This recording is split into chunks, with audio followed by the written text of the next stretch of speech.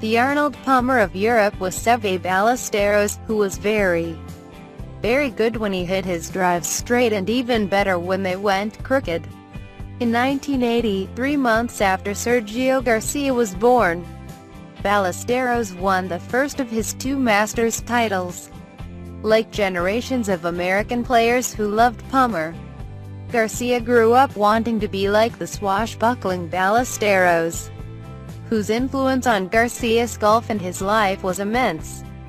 Nearly 6 years after Ballesteros died of brain cancer, on what would have been his 60th birthday, Garcia conquered Justin Rose, Augusta National Golf Club and his Demons, not necessarily in that order, to win the 81st Masters. It was Garcia's first major title in his 74th start, and perhaps fittingly, he had to go an extra hole to secure it, after missing a 7-foot birdie putt on the 72nd hole. That would have ended the tournament in regulation.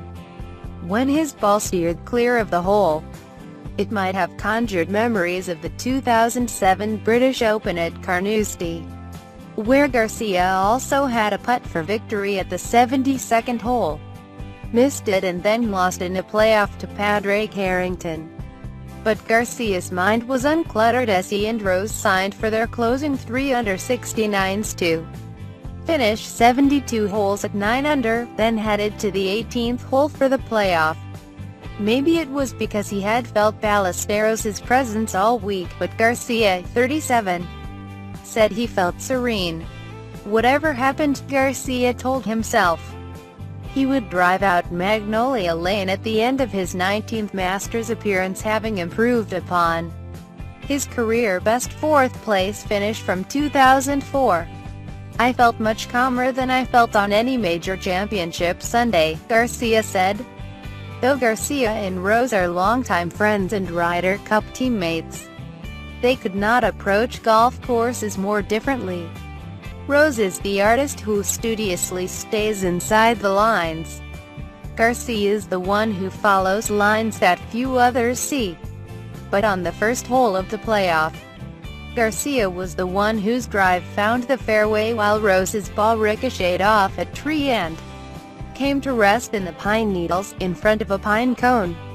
Rose's pitch landed short of the green while Garcia stuck his approach to 12 feet. Eliciting a thumbs-up from Rose, he gallantly hung back to give Garcia the stage to himself, allowing him to bask in applause that had been building for decades. After Rose tapped in for bogey, the spotlight belonged to Garcia, who rammed in his birdie attempt, and then squatted in relief, or maybe disbelief. It was the first Masters since 1954 without Palmer, the golf's first global ambassador. And there could have been no better tribute to his legacy than the partisan American crowd, sweetly serenading a Spaniard as if he were its own. That it took this long for Garcia to join Ballesteros and another beloved countryman, Jose Maria Olazabal, as major champions would have been hard to conceive in 1999 when Garcia burst onto the scene as a teenager with a runner-up finish to Tiger Woods at the PGA Championship. Obviously, this is something I wanted to do for a long time, Garcia said, but, you know, it never felt like a horror movie. It felt like a little bit of a drama, but obviously with a happy ending. Garcia and Rose finished 3 shots ahead of Cheryl Schwartzel, the 2011 champion, who carded a 68 to finish alone in third. 2 young American stars, Jordan Spieth and Ricky Fowler, were paired together in the penultimate twosome.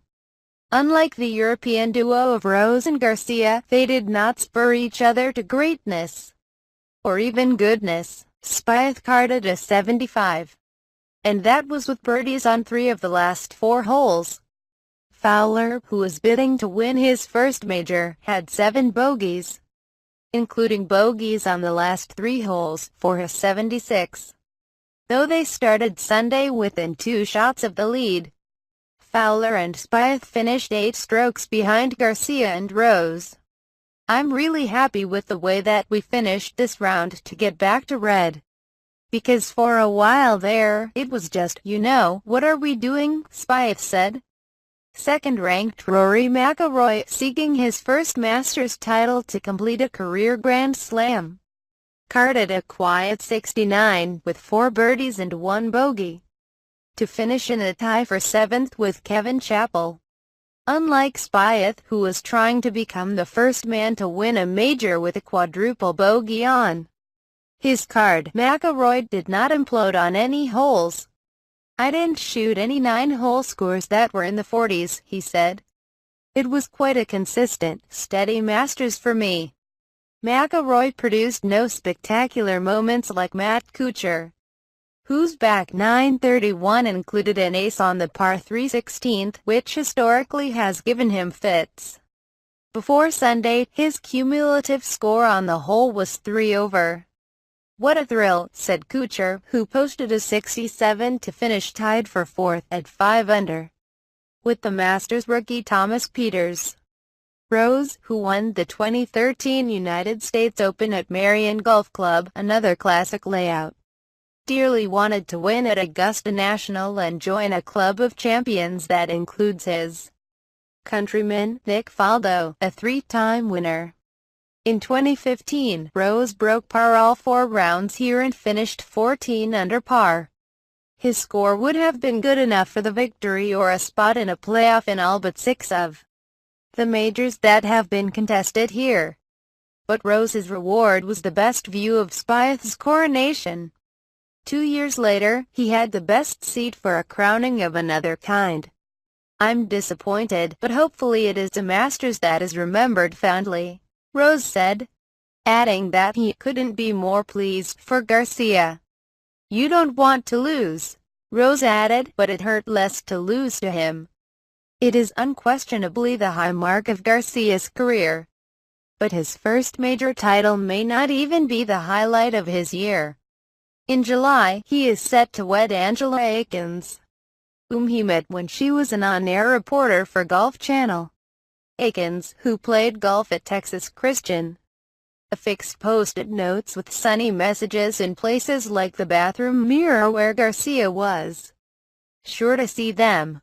Her positivity helped Garcia, whose negativity toward Augusta National ran so deep that he once declared after a round here that he would never win a major because he lacked the thing I need to have. Now that he has a green jacket, Garcia will not have to hear that he is the best player never to win a major. "I don't know if I'll be the best player to have only won one major," he said, smiling. "But I can live with that."